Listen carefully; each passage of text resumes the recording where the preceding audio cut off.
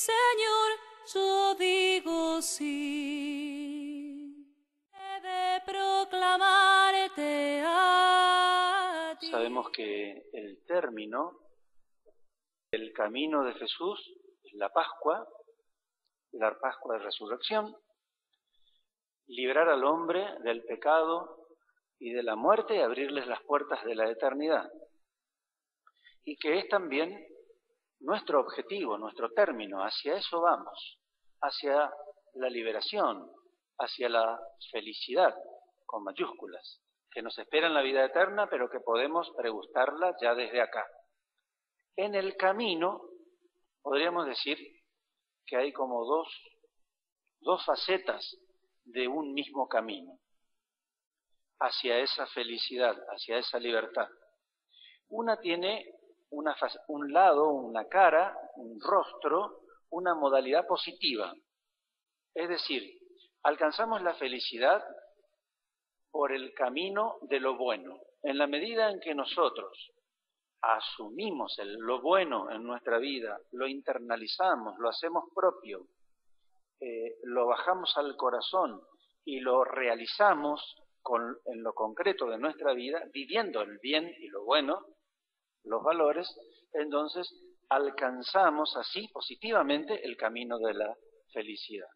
Pero hay otro aspecto que uno no puede negar ni mirar a otro lado, que es el aspecto negativo, el esforzado, el de la lucha, el de enfrentar la realidad del problema del mal, que existe y que tiene un rostro, el demonio, y que además opera en la vida, en esta vida, opera a través del mundo y su infraestructura, y opera también a través de nuestra debilidad, de nuestra flaqueza y de nuestros pecados, donde nos volvemos de alguna forma vulnerables al problema del mal.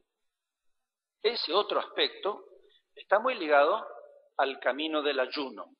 El ayuno no es algo, como decíamos el miércoles de ceniza, no es algo gastronómico, es algo mucho más profundo, está ligado a la renuncia, al combate, a la lucha, a enfrentar ese lado oscuro. Podríamos decir, en un lenguaje más moderno, a la resistencia. Resistir, sostener el bien con nuestras manos, tener la capacidad de no quebrarnos en el camino de la vida y sostener ese bien que está en nuestro corazón y que lo recibimos en el bautismo y que nos convierte en templos de Dios y que lo llevamos en nuestro ser. Esa realidad tenemos que sostenerla y ahí viene el camino del compromiso y la responsabilidad, que hay que resistir para que nos salga de nuestro corazón. El ayuno, entonces, está ligado a esta realidad. Y el combate es parte de la vida.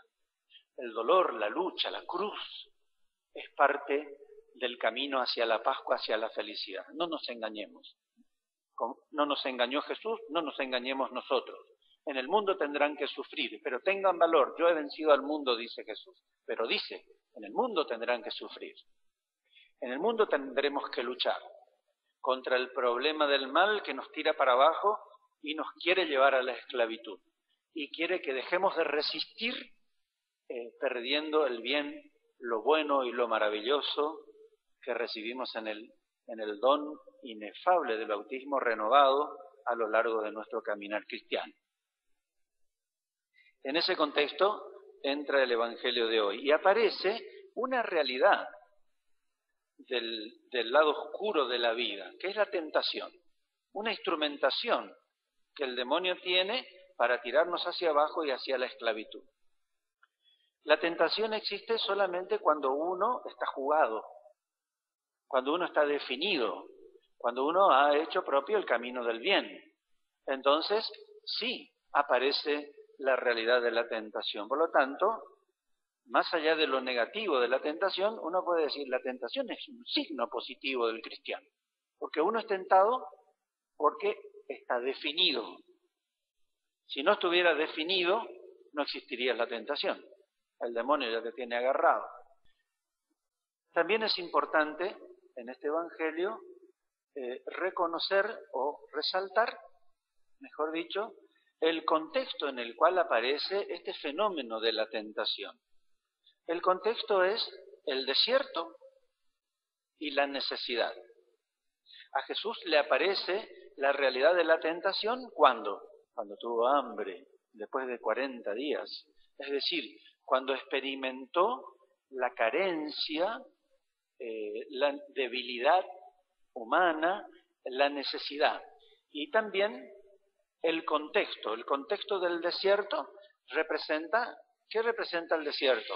Nada, el vacío, la tristeza, el fracaso. El desierto es esa realidad que muchas veces vivimos nosotros cuando las cosas nos salen mal y experimentamos grandes o pequeños fracasos en la vida que nos dejan vacíos y a veces casi nos hacen perder el sentido de lo por el cual vivimos y por el cual nos movemos y queremos crecer y caminar en el camino de la vida. Un fracaso matrimonial, un fracaso vocacional, un fracaso vocacional humano, qué sé yo, tantos fracasos que acompañan a nuestra vida y que nos sumergen en un desierto. A veces la soledad, la gente que era para nosotros una contención desaparece en nuestra historia y entonces de golpe no tenemos esa contención y nos quedamos sin ella, lo cual nos deja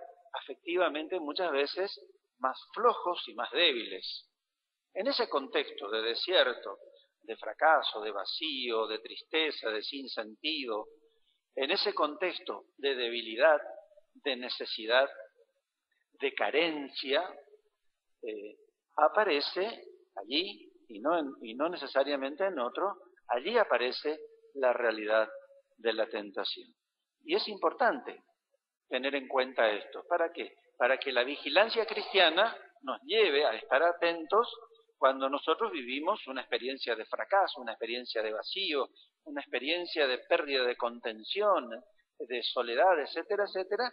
Estemos atentos porque seguro aparecerá la tentación de la locura de hacer estupideces y tonterías en el camino de la vida.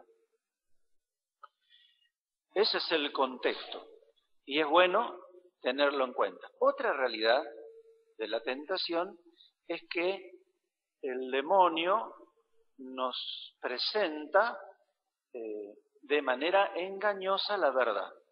Es decir, nos presenta, como le presentó a Jesús, una verdad que al utilizarla no es verdad. O una verdad que puede ser distorsionada. Dicho de otra forma, el límite entre lo bueno y lo malo en este mundo y por nuestros condicionamientos que vivimos no es fácil de definir. Con facilidad podemos autoengañarnos y confundirnos. Jesús tenía hambre, el demonio se acerca, si tú eres el Hijo de Dios, manda que estas piedras se conviertan en pan. Tenía hambre, manda que estas piedras se conviertan en pan, una realidad. Y Jesús le contesta, no solo de pan vive el hombre, es decir, hay algo más grande que mi hambre, diría Jesús. Hay algo más grande que mi necesidad, hay algo más grande que mi carencia y mi desierto. Y ese es Dios y mi comunión con Dios. El límite, entonces, no está definido en este mundo y nosotros fácilmente podemos pasar de una línea a la otra, de un lado al otro, y podemos autoengañarnos con una gran facilidad. Podemos distorsionar la verdad a nuestro favor, muchas veces, o a favor de nuestra conveniencia, de nuestra comodidad o de la tentación. Y es bueno esto, saberlo en el marco de la vigilancia cristiana. ¿Por qué? Porque uno tiene que aprender a desconfiar de sí mismo. Que no todo lo que uno entiende como la verdad es la verdad. Es una verdad que tiene que ser completada con otras verdades. Tiene que salir para ser confrontada con otras realidades para que se depure de autoengaño o de polaridad o de, podríamos decir así, o de inclinar demasiado la balanza hacia un lado y compensarse. Nosotros accedemos a la verdad de manera complementaria, no de manera unívoca y uniforme. No somos ángeles, somos hombres, somos seres humanos, y todo en nosotros es gris, no es blanco o negro, está mezclado. Y tenemos que aprender a descubrir cuánto de negro y cuánto de blanco tiene nuestro gris en el camino de la vida. Y para eso se necesita una actitud de fondo que es desconfiar de uno mismo. Que a lo mejor mi verdad no es la verdad y necesito ser completado. Esto como previa, como trasfondo. La tentación tiene un contexto, una instrumentación, una situación interna y ambiental donde se realiza y tiene una modalidad, el límite ambiguo, gris, de la realidad humana en la que vivimos, donde fácilmente podemos confundirnos y autoengañarnos. En ese contexto aparece la tentación en la vida del hombre. Jesús, en este Evangelio, nos muestra o experimenta o vive, y no era una ficción, no era una simple pedagogía, lo vivió, una realidad profundamente humana. Las tentaciones de Jesús nos representan. Y tenemos que abrir bien los ojos, porque son fundamentales. Se las podría interpretar de muchas formas, pero digamos, el pan para nosotros representa muchas cosas. Pero en este contexto, ¿qué podría representar el pan? Por lo cual uno trabaja, ¿no es cierto? Para ganar el pan de cada día. Es la representación de uno de los grandes ídolos del mundo que moviliza el corazón del hombre. ¿Por qué? Porque el dinero es la instrumentación hacia otra realidad, a la cual nosotros creemos que accedemos por medio de él. Entonces, destinamos nuestra energía y nuestro tiempo para conseguirlo. Y ahí cuando ponemos nuestra energía y nuestro tiempo, y eso nos ocupa y desplaza otras realidades, y se magnifica y va extendiendo todos los aspectos de nuestra existencia, entonces, ¿para quién vivimos? Para el dinero, muchas veces.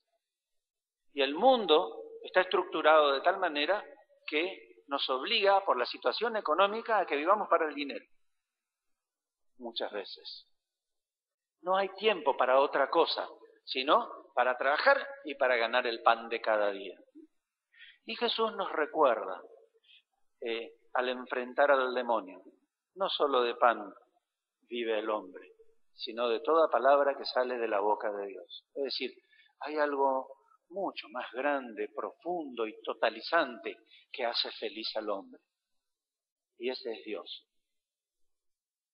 Pero nos recuerda, humanos, no nos enloquezcamos tanto por el dinero, entregando nuestro tiempo y nuestra energía y dejando que avance sobre todos los estratos de nuestra existencia y que avance sobre nuestras relaciones hasta enfermar a nuestras familias, enfermarnos a nosotros mismos, a nuestras familias, a nuestras relaciones y todo, porque todo queda supeditado a la adquisición del pan de cada día, el dinero. Sí, Señor, yo digo sí, he de proclamarte